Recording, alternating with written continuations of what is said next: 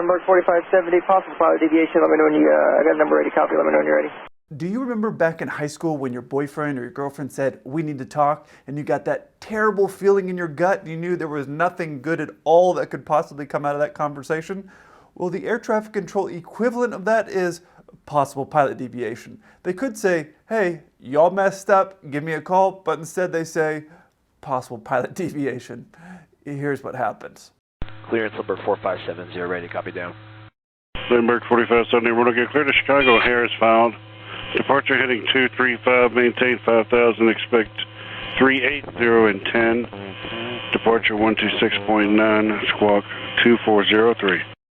Clear to O'Harris, file 235 on the heading, 5,000 initial altitude, expect 380, 10 minutes after departure, frequency 126.9, squawk at 2403. Limburg 4570, read back correct. There's something that the controller gave on the clearance and the pilot read it back, and he actually did a really great job reading it back, really professional and good phraseology. But there's something that was in that clearance that's a hidden trap that can get you in trouble a lot, and that's this part right here.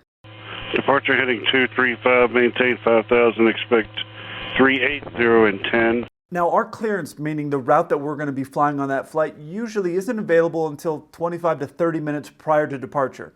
So if you're getting onto a plane as a passenger, you might see the pilots are up there busily on the radio or doing things, and that's because that's a very busy time for us. People are boarding the plane, we're having to get our clearance and all this other stuff, which means ahead of doing that, getting your clearance, you've already done something else, which is load your entire flight plan. You've loaded it up and try to do everything else that you can do to get it out of the way, so that way when the clearance does come, as you have problems with passengers or loading problems or issues like that, it's one less thing that you have to do. So you get your clearance after typically everything's loaded in the box, the computer that we use for our flight plan. Here's the problem. Now I don't have their actual flight release, so I actually grabbed one of ours. It's similar. The first thing that you see here is this fix, roar. This is essentially telling the pilots this is the first intersection that you want to fly to. Imagine in the sky there's a bunch of invisible roads up there. And airline pilots typically, while we're flying around, are flying on those invisible roads. So these highways, when they had these crossing paths, they create an intersection or a fix. And in this case, the fix has a name.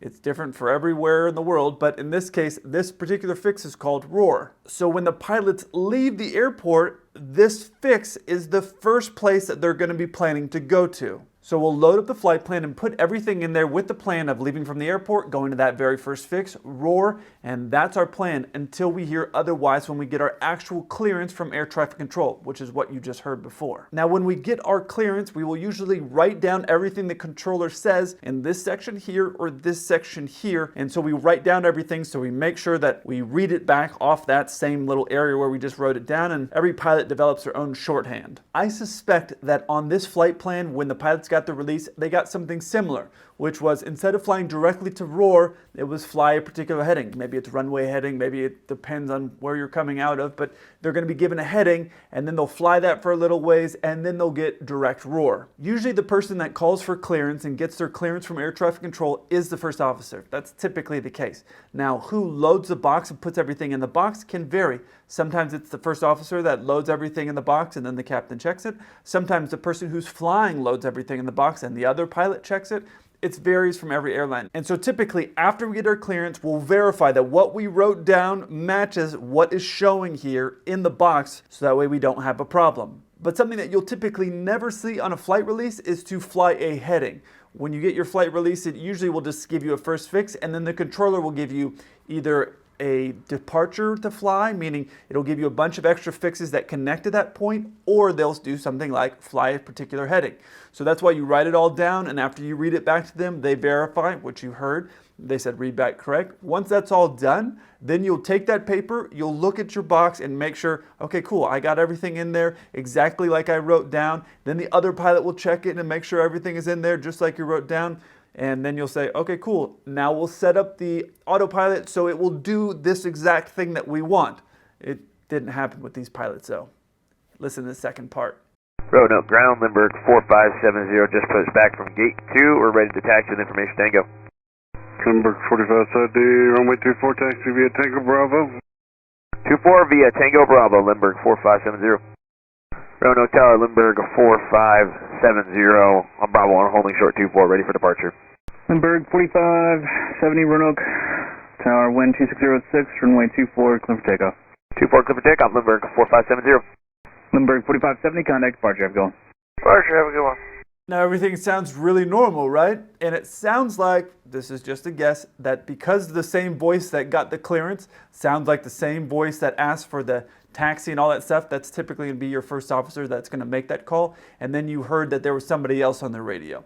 So I'm guessing that it's the first officer that actually is flying the plane. So listen to the voice here.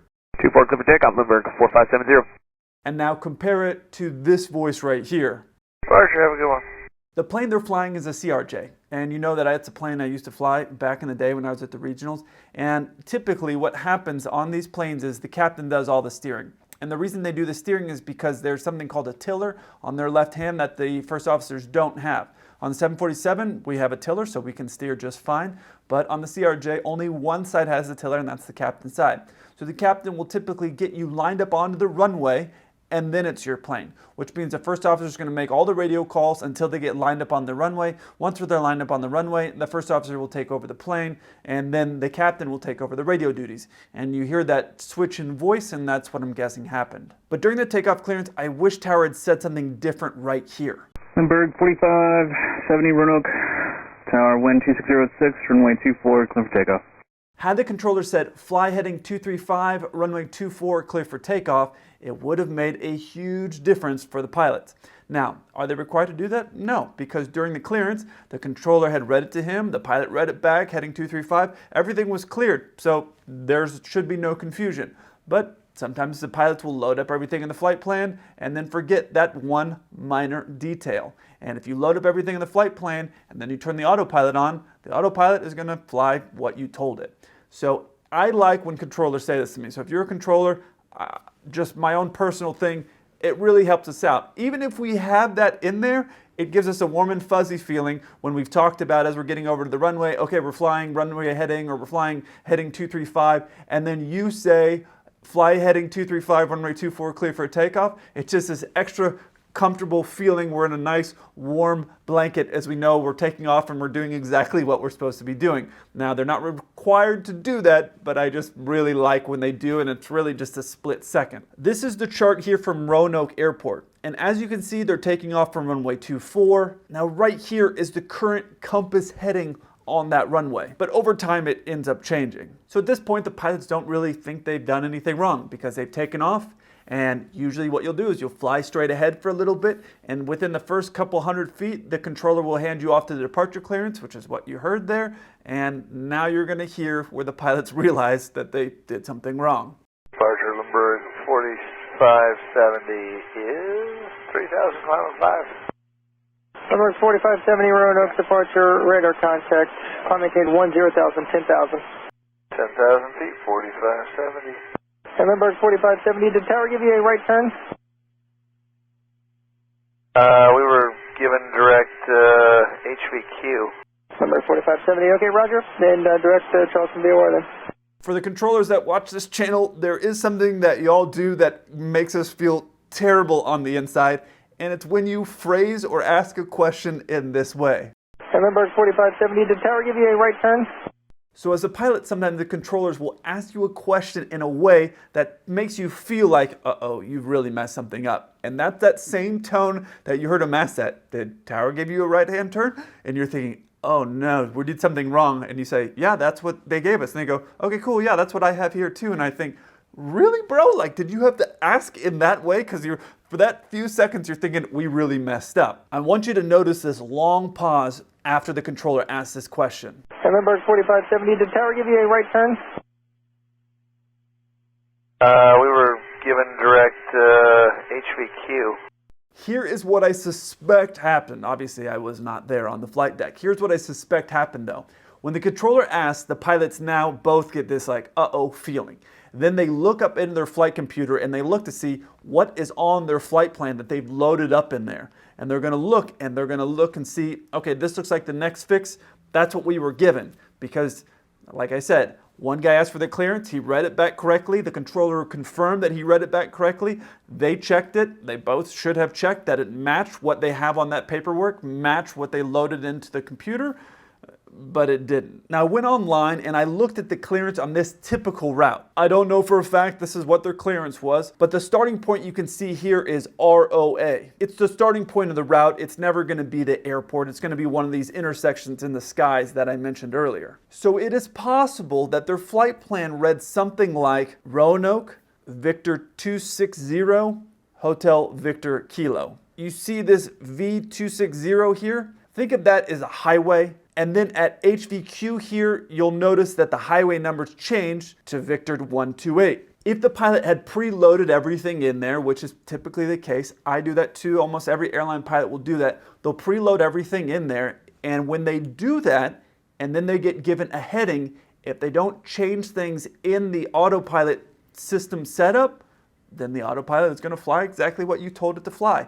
And the autopilots are typically not designed to fly a heading. There are some cases where you're always going to fly a heading. I want to say Chicago as an example. They're always going to give you some type of a heading out of there, which is crazy because it's such a crazy busy airport. But that's a place that they're always going to give you a heading. Some airports, they're going to give you random headings. It's going to be different all the time. So it's different everywhere you go, and that's one of the tricky parts about being a pilot. You have to be really paying attention each individual day, and in this case, a lot of these pilots at the regionals might be flying 4 or 5 legs a day, so it can get like where your brain starts to get tired and you make a mental error, which is what happened here. The big mistakes don't happen here over the ocean while you're doing 10 hours in cruise while the guy next to you is recording a vlog. Typically they happen during the really heavy loaded up times, your takeoff and your landing. And when you're writing your takeoff clearance, if you make a mistake and you write down heading and then you don't do that, and I am guilty of doing exactly what this pilot did. We got given a heading, I didn't write it down. Wherever I was taking off, I don't remember exactly what was going on, but it wasn't a big deal. They said, we needed to fly this heading. Okay, we did, and it wasn't a big deal. We didn't get a possible pilot deviation. We didn't get a we need to talk conversation.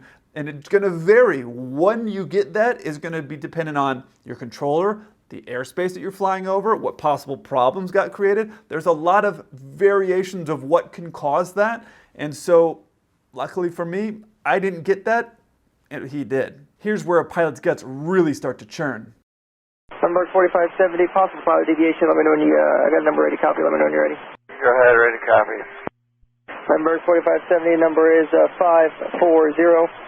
I've heard that call go out several times, and everybody that's on the radio is like, oh, they know that's just such a terrible radio call to have directed at you. Now, I've heard it where the controller is nice, like this guy is. He's just like, hey, possible pilot deviation, here's a number, no big deal. I've also heard it where it was right around the presidential elections in the US. Tensions were obviously really high. Planes were full of federal agents on every flight. Like, it was a very intense time period. And I heard a guy violate airspace right near the White House. And there was a controller that came on the radio, which was not a normal, nice sounding guy like that. And the radio call was like, uh-oh, you're in a lot of trouble, bro. Like, everybody knew for a fact that guy was in a lot of trouble for what had just happened. This guy's saying, hey, this is what's going on. Now, some of you are going to wonder what's going to happen to this guy's career. Is his career over? No, his career's not over. But here's the thing. If this pilot uses this as a learning experience and doesn't try to place blame saying like, oh, that guy took the clearance while I was in the bathroom and I wasn't, this or that, and it's all his fault, that's not going to be good. If you say, hey, this is what happened, this is what I learned that was on leg 6, and this was the risk factor, and this is what I learned from that to mitigate it in the future, it's not going to be a big deal. He's going to have to do some additional training probably at his airline, and when he goes and applies for another airline, he may have to report that he had this violation, and these are the things that he learned from it. The most important thing is be 100% honest of what happened, even if it makes you look bad. Just be honest and tell the truth and take responsibility for the situation. There's 2 pilots up there for a reason. If the one pilot called and got a clearance while you were in the bathroom and he was new and you didn't trust him, then you should have said, hey, I just want to verify this is a clearance, right? But if you go, oh yeah, the other pilot got the clearance and I was in the bathroom and then he loaded it and then we took off and I didn't know, that's just placing blame on the other person, and that's not really a good look. Most important thing, just take responsibility for what happened and you're going to be fine. So if you ever get a call like this, Number 4570, possible pilot deviation. Let me know when you, I got a number ready, copy. Let me know when you're ready. All is not lost. It's not a big deal. You're just going to have to fill out some paperwork and do some additional training. However, if your boyfriend or girlfriend tells you, we've got to talk, well, then you might as well just start making your Tinder profile. If you enjoyed this video, check out this one over here. I look forward to hearing from you. Until then, keep the blue side up.